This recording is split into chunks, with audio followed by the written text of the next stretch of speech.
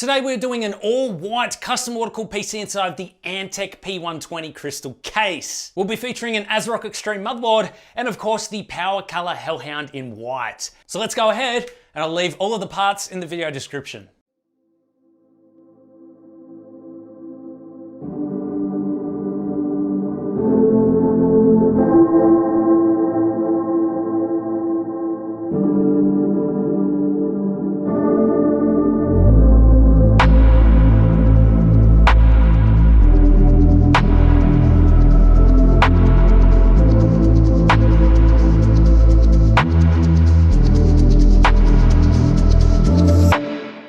To activate all of Windows features, head on over to ucdkeys.com. Purchase a Windows 10 Pro OEM key for as little as $13.44, a fraction of retail price. Use offer code D20 for 20% off. Copy your key and paste it here to activate. You can also enjoy all of the other softwares with our 20% discount code D20. I'll leave the links in the video description.